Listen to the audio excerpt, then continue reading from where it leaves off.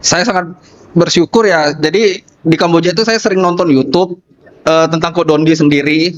Ya, sebelumnya saya agama Kristen. Jadi banyak sih yang saya sedikit-sedikit pelajari tentang soal Alkitab, soal Al-Quran, soal kebenaran lah intinya. Jadi saya memang di Al-Quran itu menurut saya sendiri memang itu benar gitu loh, dan itu nyata, itu ilmiah gitu. Itu sangat-sangat masuk di akal gitu loh. Jadi sebelumnya saya terima kasih sama Ko Dondi ya, secara tidak langsung Ko Dondi udah mengajari saya soal Islam gitu. Alhamdulillah. Allahu Akbar. إن الدين عند الله الإسلام.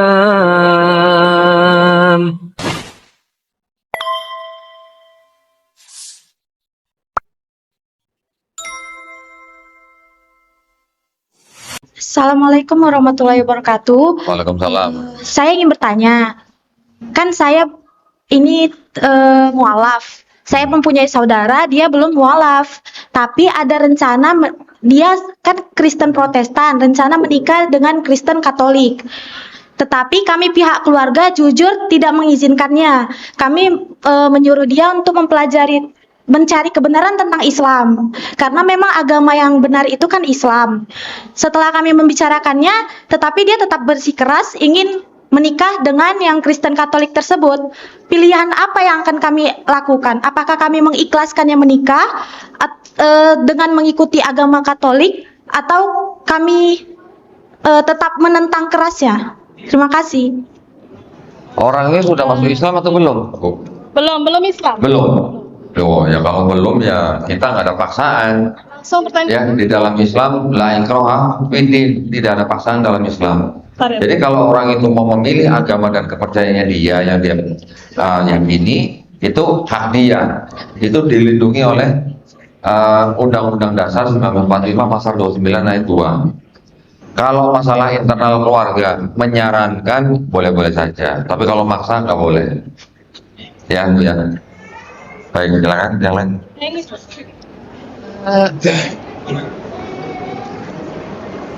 Assalamualaikum warahmatullahi wabarakatuh. Waalaikumsalam warahmatullahi wabarakatuh. Saya ada pertanyaan yang ngapain di kepala saya yang belum tuntas lagi caranya berpikir begitu. Karena kemarin saya mengikuti satu pengajian itu narasumbernya saya berkata di situ di Al-Taubah di situ dikatakan orang-orang Yahudi mengatakan Uzair itu anak Allah. Jadi mungkin saya terkejut karena saya belum pernah mendengarnya bahwa selain dari Nasrani, Isa Al-Masih itu anaknya Allah, putranya Maryam. Jadi saya bertanya ke narasumber tersebut, saya katakan, Umi, saya baru tahu sekarang ini ada dari Yahudi mengatakan Uzair itu anaknya Allah. Yang saya ingin tahu, Isa ada nasabnya Maryam. Uzair ini siapakah nasabnya? Cuma Umi tersebut, narasumber tersebut menjawab, coba baca At-Taubah 30. Orang-orang Yahudi itu mengatakan Uzair itu adalah anak Allah. Coba baca sampai 3 kali. Jadi siapa yang mengatakannya itu?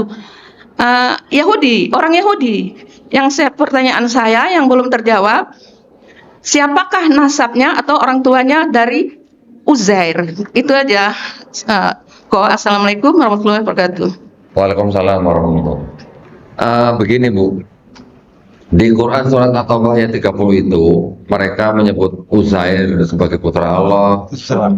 Kaum Yahudi menyebut Uzair sebagai putra Allah, kaum Nasrani menyebut Isa sebagai putra Allah. Mereka mengatakan itu dari kaum kafir sebelumnya. Saya sudah mempelajari itu karena memang kita sekarang tidak bisa menemukan referensi-referensi Yahudi kelompok mana yang menyebut atau menganggap Uzair sebagai putra Allah.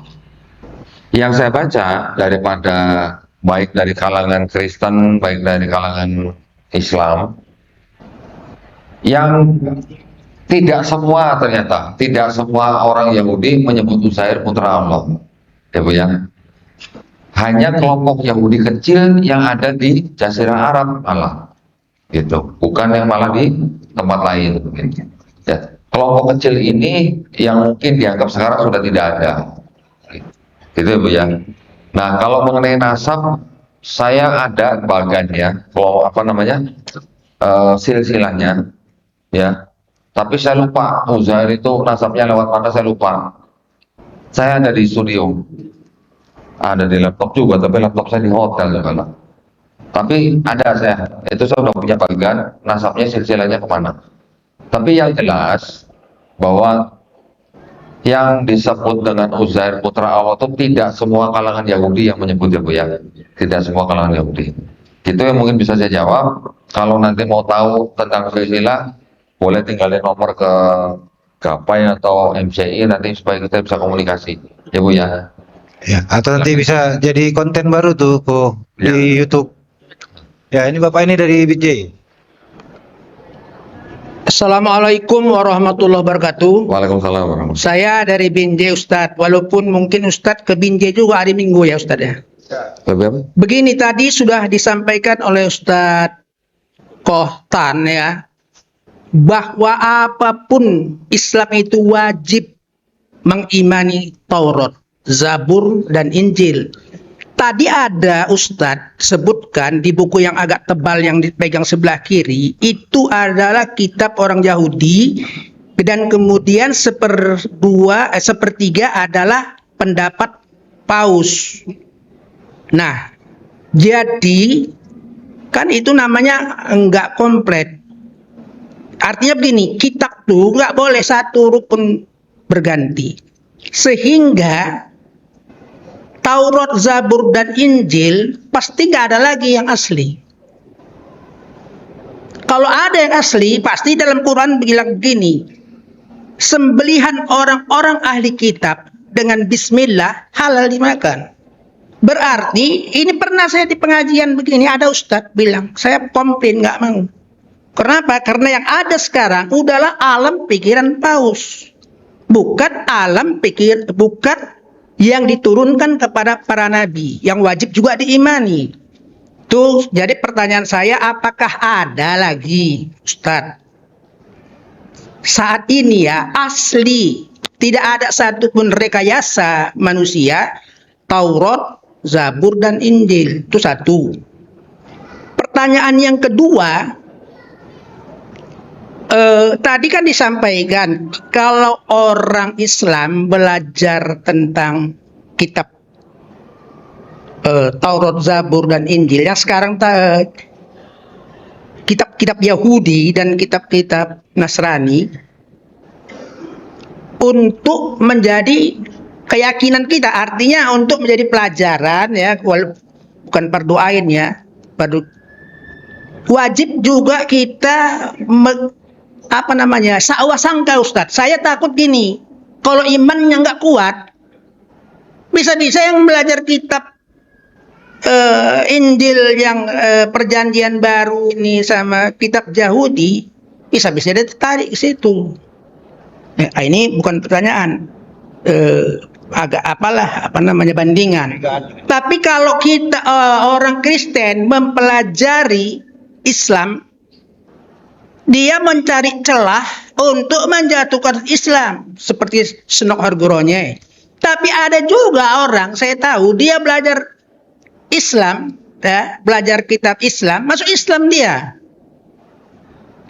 Kenapa? Karena ya itu tadi dibacanya terbalik. Ya, dari belakang jumpalah ayat yang kedua, qul huwallah, dia terus yakin ya, betul ya, qul huwallahu ahad, Allahus samad, lam yalid wa lam yulad wa lam yakul lahu kufuwan ahad. Tidak ada tergantungnya. Berarti inilah bukan manusia itu. Jadi ini bandingan. Kemudian gak jadi saya tanya masalah Zionisme tadi. Zionisme di dalam skripsi saya, Ustadz, bahwa Zionisme itu adalah rekayasa Amerika mengumpul orang-orang Yahudi sedunia untuk masuk ke daerah Palestina yang disokong mati-matian sampai ditini oleh Amerika. Jadi dulu skripsi saya namanya status rakyat Palestina di mata hukum internasional. Saya kuliah di Fakultas Hukum jurusan internasional di USU, Ustaz. Jadi bukan ini para Yahudi Zionis yang akhirnya menguasai para Soros di Amerika. Pening Amerika nih dikumpulnya Yahudi, Zionisme. Itulah yang sekarang sampai hari ini membunuhi orang. Jadi barangkali ada dua pandangan saya dan satu pertanyaan, apakah sampai sekarang ini masih ada Taurat, Zabur, dan Injil yang Baik. asli? Bila topik wal hidayah. Assalamualaikum warahmatullahi wabarakatuh. Baik. Gini Pak, mic-nya dipegang aja Pak. Mic. Oh ya. Gini, saya akan membuat pernyataan dulu ya Pak ya. Pernyataan untuk menjawab pertanyaan Bapak. Pernyataan saya adalah begini Pak. Taurat, Zabur, Injil itu adalah wahyu-wahyu yang diturunkan Allah Subhanahu wa taala kepada nabi dan rasulnya untuk Bani Israel pada zaman itu. Setuju nggak Pak? Ya, zaman itu ya. Saya setuju pada zaman itu. Karena pernah ada nabi di dalam satu hadis, Umar bawa kitab. Ya, ya. Bapak Kitab apa? Ini kitab Yahudi ya. Ini sekarang adalah ya. alasannya raditu billahi robba Ya. wa bil islami dina wa bi Muhammad nabiyya wa rasulah. Ya. Bapak setuju dengan pernyataan Setuju, saya? setuju Pak. Cuman orang secara umum apalagi ilmunya kurang Ustadz, dengar-dengar itu dia pikirnya ini ini Ya. imani juga. Dengar Kenapa? saya, Pak. Karena ini terjadi di Masjid Jakarta Beri Ustadz. saya kesempatan jawab Pak. Ya. Ya. Jadi kalau Bapak setuju dengan pernyataan saya, yang namanya wahyu-wahyu itu bentuknya seperti apa Pak? Wahyu adalah kalam Allah yang disampaikan kepada nabi-nabi tadi, Ya. kepada Daud, Zabur, Injil, bahkan ada yang suhuf-suhuf Oke. berbentuk, tidak ada bentuknya, bisa saja Oke. gerincing dan lain sebagainya sehingga masuk ke hatinya. Oke. Tidak ada rekayasa Ya. orang. Oke. Termasuk Sekarang kalau Muhammad. Sekarang kalau kata kitab Pak, kitab Zabur, kitab Taurat, kitab Injil, kata kitab di dalam Quran itu artinya cuma mushaf atau bisa ada punya arti lain Pak? Nggak sampai ilmu saya. Nanti kalau saya jawab nanti lari pula. Oke. Gini. Kalau gitu gini. Kata kitab Pak di dalam Quran, dalam konteks wahyu atau yang diberikan kepada Nabi Musa alaihissalam, diberikan kepada Nabi Daud alaihissalam, diberikan kepada Nabi Isa alaihissalam. Untuk Bani Israel pada zaman itu, kitab artinya selain daripada wahyu yang dibukukan atau ditulis, kitab juga artinya bisa apa? Hukum, ketetapan, perintah, aturan dari Allah Subhanahu wa taala terhadap suatu kaum tertentu, Pak. Ya. Jadi kalau disebutkan kitab Taurat, kitab Zabur, kitab Injil, belum tentu harus berbentuk begini, Pak. Ya. Zaman Nabi Musa alaihissalam mana ada bentuk buku begini, Pak? Kan nggak ada. Nabi Daud alaihissalam juga nggak ada. Nabi Isa alaihissalam juga nggak ada. Kita satu-satu Pak, ini kita uji ya Pak ya. Kalau ada pernyataan saya yang salah, tolong dikoreksi. Sejauh yang bisa kita imani sebagai kitab Taurat yang ditulis oleh Nabi Musa alaihissalam, itu hanya yang ditulis oleh Nabi Musa alaihissalam dipahat di atas 2 loh batu. Betul Pak? Di Quran juga disebutkan kan? Ada kan? Iya. Nah, berarti hanya itu, sejauh itu yang disebut dengan kitab Taurat, Pak. Apakah kita semua, apakah umat Islam pernah membaca bahwa Nabi Musa alaihissalam menulis kitab Taurat? Ya orang lain? Pernah nggak Pak baca? Belum ada. Belum ada. Apakah kita pernah membaca Nabi Daud alaihissalam menulis kitab Zabur? Belum ada juga. Ustaz. Juga. Apakah kita pernah membaca Nabi Isa alaihissalam menulis kitab Injil? Tidak juga. Tidak juga. Apakah kita pernah membaca pengikutnya, pengikut Nabi Musa, pengikut Nabi Daud alaihissalam, pengikut Nabi Isa alaihissalam menulis kitab-kitab Taurat Zabur Injil? Pernah dengar Pak begitu? Tidak juga. Yang ada manusia. Alhamdulillah. Berarti kalau begitu Pak, kalau tadi saya bilang kitab Taurat Zabur Injil adalah wahyu-wahyu yang diturunkan Allah Subhanahu wa taala kepada nabi dan rasulnya untuk Bani Israel pada zaman itu, pernah nggak kita membaca Pak bahwa kitab Taurat Zabur Injil itu dijanjikan untuk dijaga oleh Allah Subhanahu wa taala? Nggak ada. Tidak juga. Cuman Quran kan Pak yang dijanjikan untuk dijaga kan. Ya. Kalau tidak dijanjikan untuk dijaga, ngapain kita cari Pak? Satu itu Pak ya. Bukan, saya begini Ustaz. Sebentar, Pak. Kedua, jadi kita tidak pernah membaca Nabi Musa, Nabi-Nabi dan Rasulnya menulis kitab Taurat dan Injil. Dan setelah saya pelajari Pak, kitab ini yang disebut dengan Taurat, ada Mazmur atau Zabur. Kemudian setelah saya pelajarin ini yang disebut dengan Injil oleh orang Kristen. Ternyata yang disebut dengan Taurat di sini, menurut ahli-ahli Perjanjian Lama sendiri, menurut ahli-ahli sejarah sendiri, bukan ditulis oleh Nabi Musa. Begitu juga yang Zabur atau yang Mazmur. Begitu juga yang Injil.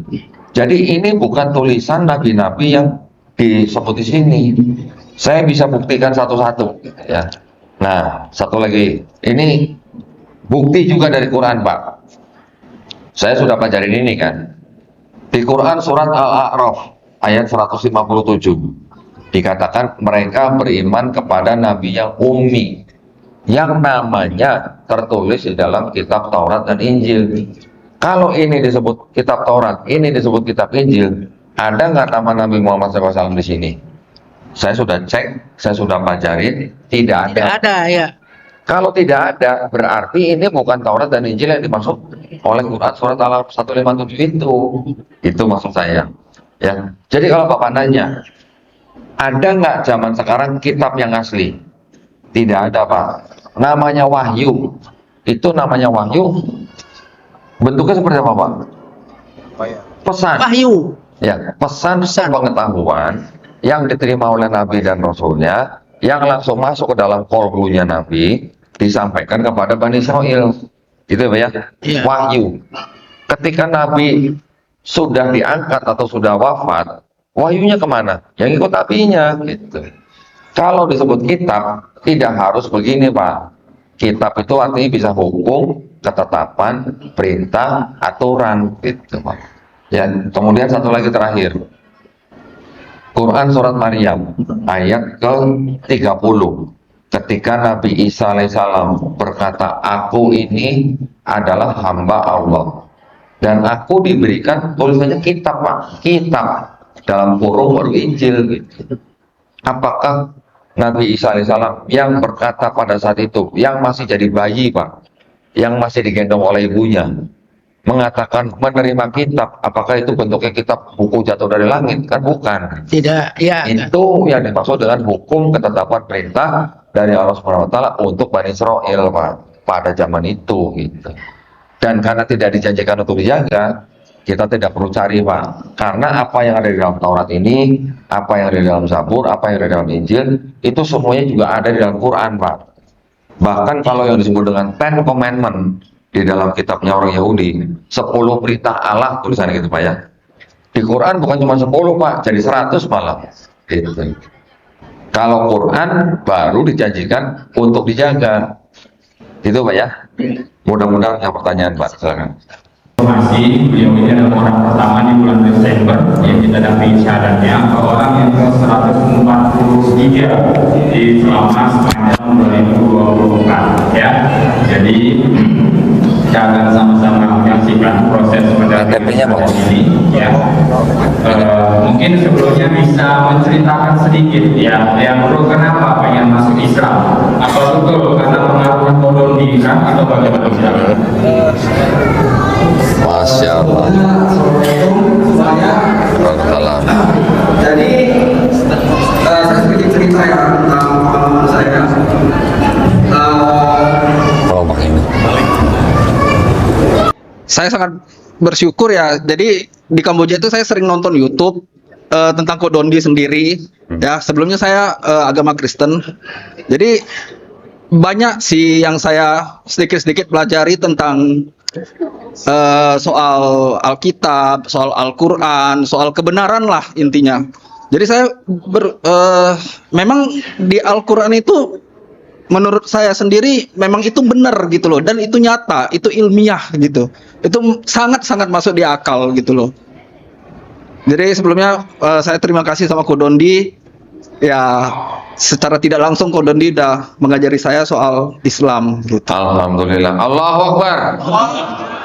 Masya Allah. Alhamdulillah. Oh ya, tadi boleh pinjam KTP-nya? Oh ya, boleh. Oh. Ustaz, sudah disiapin itunya, surat pernyataannya? Nah, Ini ya. yang sertifikat KUA, yang ini Iya. dari Mualaf Center. Iya. Nah, Begini, kalau saya biasa ketika saya akan menuntun syahadat seseorang, saya punya 3 pertanyaan. Oke, Ya. silakan. Di hadapan saya sekarang ada saudara Leandro, betul ya? Ya benar. Leandro ya, betul ya? Di dekat sana. Leandro, ini KTP-nya Kota Medan, agama sebelumnya adalah Katolik. Benar. Betul ya? Nah, saya biasa bertanya begini.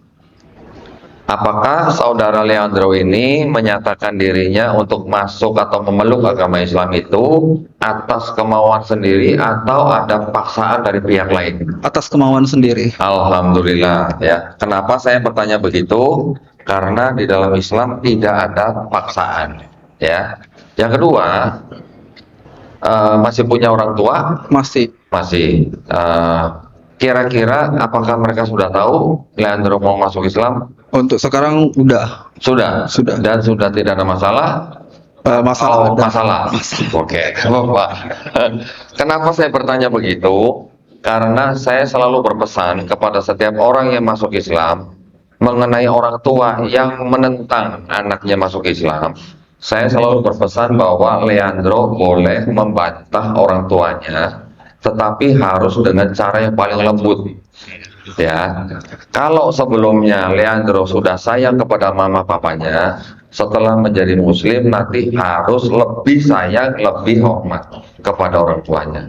Ya, bahwa ketika nanti sudah menjadi muslim, Leandro harus bisa menunjukkan perubahan yang lebih baik. Ya, jadi setelah bersyahadat nanti diharapkan Leandro membawa kemana-mana bawa akhlak Islam. Itu yang selalu kita pesankan ya. Nanti masalah teknis dengan orang tua bisa dibantu ya dengan Mualaf Center ya. Yang ketiga, di dalam Islam kita ada syariat. Setelah bersyahadat ada sholat, ada zakat, ada puasa, ada haji jika mampu. Apakah saudara Leandro ini berjanji untuk melaksanakan syariat-syariat tersebut? Ya, saya janji. Alhamdulillah. Baik, kalau begitu sudah tidak ada lagi yang bisa menghalangi saudara Leandro untuk memeluk agama Islam. Ya, di depan saya juga ada sebuah surat, yaitu surat pernyataan memeluk agama Islam. Nanti tolong saudara Leandro sendiri yang membaca, mulai dari sini. Sesungguhnya agama yang diakui di sisi Allah adalah Islam. Yang ini coba. Hah? Yang ini, yang dari Mualaf Ini Center aja. nyatakan bahwa mulai hari ini gitu. Oh, sampai mana? Sampai sini. Sampai ya sampai sini aja. Sampai sini. Lihat. Oke. Yang ini ya berarti ya. Dari sini berarti ya. Surat pernyataan masuk Islam. Nama, Langsung nama, agama sebelumnya.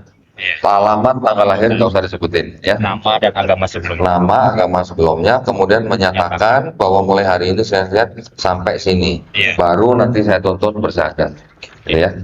Kalau dibaca Surat pernyataan masuk Islam. surat pernyataan sisi. Baiknya tolong disebutin. Surat pernyataan masuk Islam.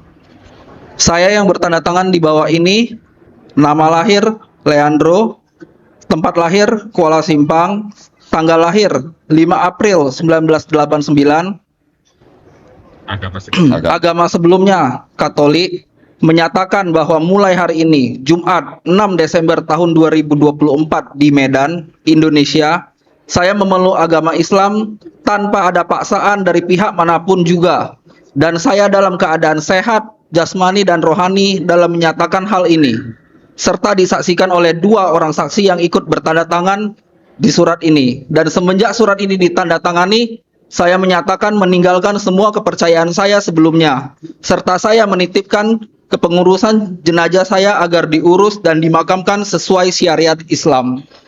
Alhamdulillah. Baik, sekarang Leandro berjabat tangan dengan saya. Ikuti 2 kalimat syahadat yang akan saya ucapkan dalam bahasa Arab. Nanti kita teruskan lanjutkan dengan terjemahan bahasa Indonesia. Ya. Bismillahirrahmanirrahim. Bismillahirrahmanirrahim. Asyhadu Asyhadu alla ilaha alla ilaha la ilaha alla ilaha illallah illallah wa asyhadu wa asyhadu anna anna Muhammadan Muhammadan Rasulullah. Rasulullah. Aku bersaksi tiada Tuhan yang layak disembah selain Allah, dan aku bersaksi Nabi Muhammad adalah utusan Allah. Alhamdulillah. Takbir. Alhamdulillah, saya peluk saudara saya yang seiman. Masyaallah.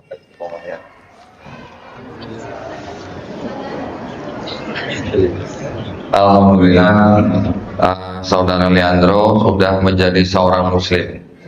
Ada yang ingin saya sampaikan sedikit ya, bahwa di dalam Islam kita memahami bahwa setiap manusia yang lahir dia adalah fitrah. Fitrah dalam arti atau konteks dia seorang muslim. Muslim adalah orang yang berserah diri hanya kepada penciptanya. Ya, ketika orang itu nanti besar dia menjadi Yahudi, Nasrani atau Majusi, itu dikarenakan orang tuanya. Namun ketika orang itu menemukan Islam, mendengar Islam, menerima Islam, bahkan sampai memeluk Islam, orang itu sebenarnya tidak pindah agama. Tapi orang itu sebenarnya kembali ke fitrahnya. Ya, itu konsep kita. Satu lagi, kita juga memahami bahwa setiap manusia yang bukan Islam, dia bersahadat memeluk Islam, insya Allah dosa-dosanya dari mulai dia ambil balik sampai dia bersahadat, insya Allah dihapuskan. Amin. Ya.